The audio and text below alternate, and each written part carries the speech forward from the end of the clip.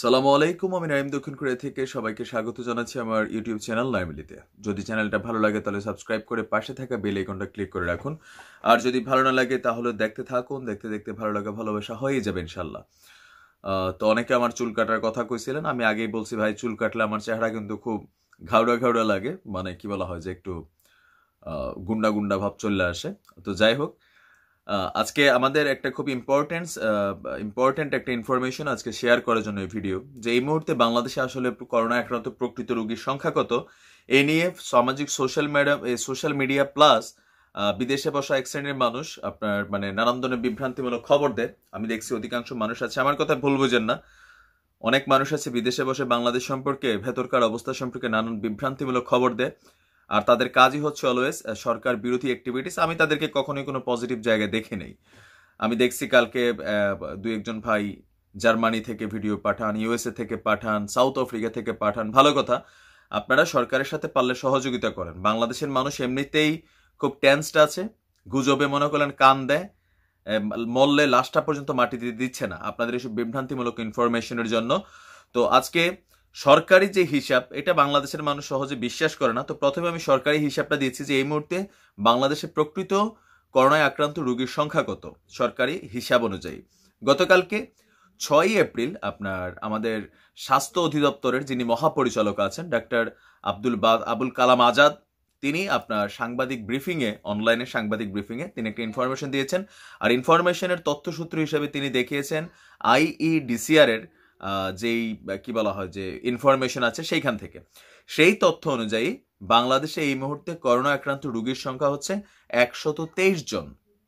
123 জন হচ্ছে আপনার করোনা আক্রান্ত রোগীর সংখ্যা। এর মধ্যে আপনার গত কয়েকদিনে 4168 জনের রক্তের নমুনা আপনার IEDCR কালেকশন করেছে।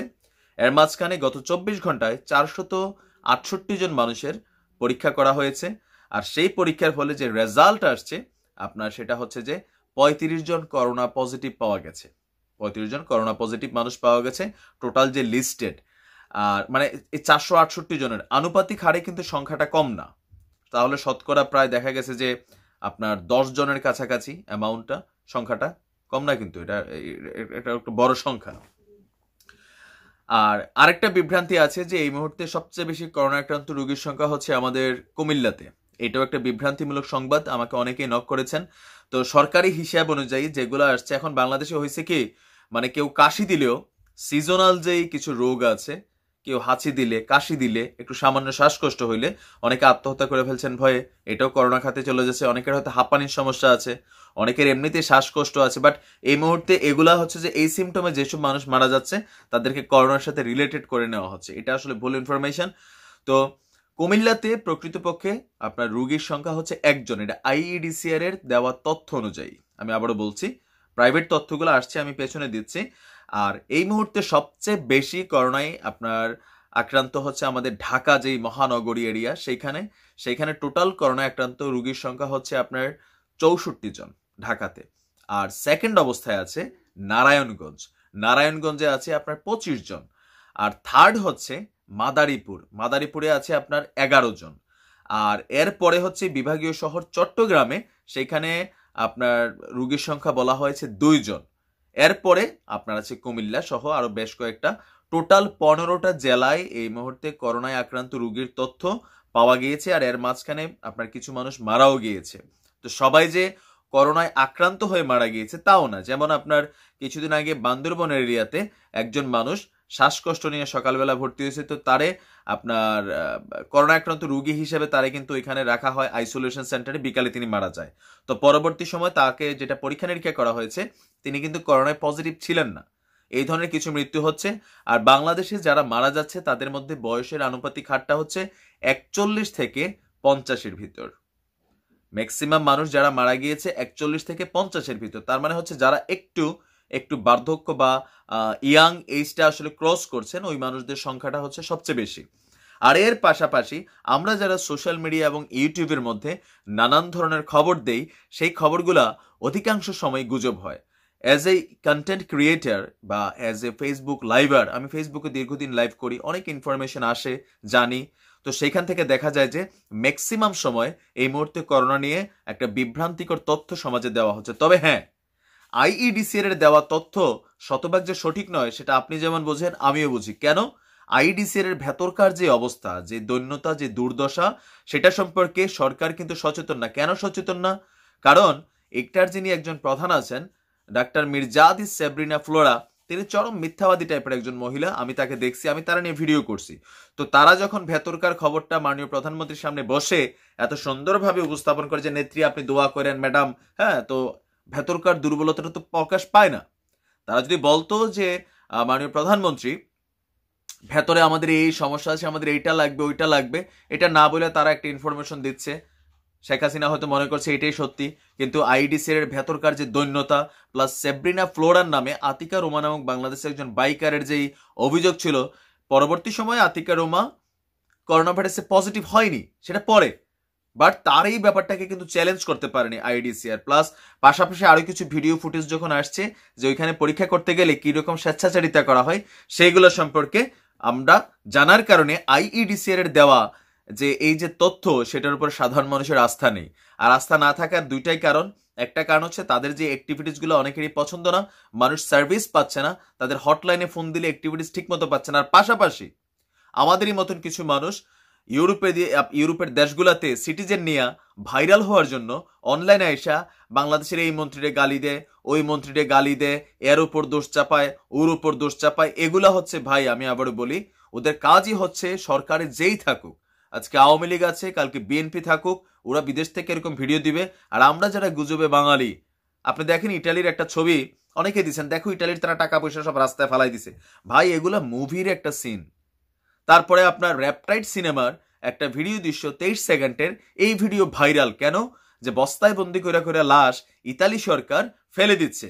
এগুলো আপনি দেখেন বাংলাদেশের ফেসবুক পেজ থেকে আসে, ইউটিউব চ্যানেল থেকে আসে। এগুলো মুভির কাটপিস সিন। আপনার এগুলো হচ্ছে যে একটা ছবিটার নাম ছিল র্যাপটাইড, এখানে একটা সার্চ ফ্লোর সময় এই ছবিটা করা ছিল মেবি 2007 সালে। সেইটার একটা অংশ কাটটাইন না এখন দেখাচ্ছে যে ইউরোপের কোনো কোনো দেশে এরকম ফালাই দিচ্ছে, আর মানুষ টাকা পয়সা রাস্তায় ফালাই দিচ্ছে। আরে ভাই, এই মুহূর্তে ইটালির মধ্যে যারা আছেন তারা জানেন ওইখানে টাকার এখনো দাম আছে। তারপরে যে সরকার আকাশের দিকে তাকায় রয়েছে, এগুলো ভুল। যেটা সত্যি সেটা বলেন। আর এগুলো সবসময় বাংলাদেশের Facebook page, YouTube content creator আর কিছু বিদেশে বসে থাকা গন্ডারের চামড়াওয়ালা মানুষ আছে, তারা এইসব মানে বিভ্রান্তিমূলক তথ্য ছড়ায়, জনমনে আতঙ্ক তৈরি করে। করোনার জন্য সবচেয়ে বেশি ইম্পর্টেন্ট হচ্ছে আপনাকে সচেতন থাকতে হবে, ঘরের ভেতরে থাকতে হইব। আমরা বাঙালি, আমি দেখছি আমাদের কুমিল্লার মধ্যে আপনার আনারসার ওই যে কি কয় তরমুজ কিনার লেগে বাঙালি রাজগঞ্জ বাজার ভরাই লাইছে। ভাই, কেমনে হইব কোন? আর পাশাপাশি হচ্ছে ত্রাণের ব্যাপারটা। যেই সব গম সুর, চাইল সুর চেয়ারম্যান এখন এই ত্রাণের চাল হাত দেয়, সরকারের উচিত এগুলোর 2-4টারে বাসের মধ্যে লটকাইয়া মানে ক্রস ফায়ার করতে করতে করতে করতে এগুলো ভিডিও ফুটেজ ধারণ করে সমাজে ছাইরা দেওয়া। এই মুহূর্তে প্রত্যেকটা মেম্বার, চেয়ারম্যান যারা চাইল চুরি করে, আমার মনে হয় তাদেরকে গণধোলাই দিয়া মাইরা ফেলা উচিত। প্রয়োজনে এলাকার সব মানুষ মামলা খামো। বাংলাদেশ মনে করেন অচল হবে এগুলোর ব্যাপারে যদি সরকার উল্টা জনগণের দোষ দেয়। হাজার হাজার চেয়ারম্যানের বাড়ি থেকে মনে মনে চাইল উদ্ধার হচ্ছে, তাদের ব্যাপারে আপনি সরকারের সমালোচনা করতে পারেন যে এদের ব্যাপারে জাস্ট অ্যারেস্ট। আমি দেখছি ইউপিএ সদস্য অ্যারেস্ট হয়েছে, অ্যারেস্ট না, তার গুল্লি করে মাইরা ফেলা দিতে হবে ক্রস ফায়ারে। সোজা কথা ওদেরকে সরাসরি মাইরা ফেলতে হবে। না মারলে এইসব চাইল চুরি বন্ধ করা যাবে না। এইখানে সরকারের দুর্বলতা আছে, সেটা সম্পর্কে আপনি সমালোচনা করুন। কিন্তু বাকি জায়গাগুলোতে বিএনপির যিনি প্রধান আছেন একজন ফখরুল ইসলাম সাহেব, বাংলাদেশ জামায়াত পর্যন্ত আপনি দেখেন সারা বছর যারা সরকারের সমালোচনা করে, এই মুহূর্তে সরকারের যে অ্যাক্টিভিটিস আছে সেটার উপরে সকলে কিন্তু প্রশংসা করছে, পাশাপাশি তারাও আগায় আসছে। এটাই হওয়া উচিত।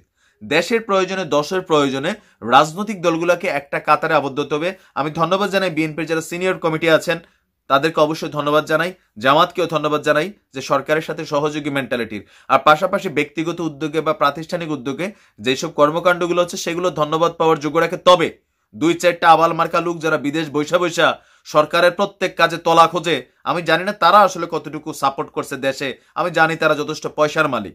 এগুলো মাঝে মাঝে মেজাজ গরম হয় ভাই। আমরা চেষ্টা করি আলহামদুলিল্লাহ। আমাদের ফেসবুক পেজ ভিজিট করেন, আমরা করি তারপর বলি, আপনি করেন আমরা দেখি তারপর বলবো যে আপনি সমালোচনার যোগ্যতা রাখেন। অহেতুক বিভ্রান্তিমূলক তথ্য ছড়িয়ে দেশের মানুষকে, সরকারকে বিপদে ফেলবেন না। আপনার কাজই হচ্ছে সমালোচনা করা। বিদেশে গেছেন, সিটিজেন হইয়া গেছে, এখন আর সমস্যা কি? বাঙালি যা ইচ্ছা তা হোক, তাই না? দেশের মানুষের আতঙ্কিত হবেন না, সাবধান থাকুন, জনগণের সাথে একত্রিত হবেন না, ডিস্টেন্স রাখুন, এ আর কি। ঠিক আছে, ভালো থাকুন, আল্লাহ সবাইকে হেফাজতে রাখুক। আসসালামু আলাইকুম রহমতুল্লাহ।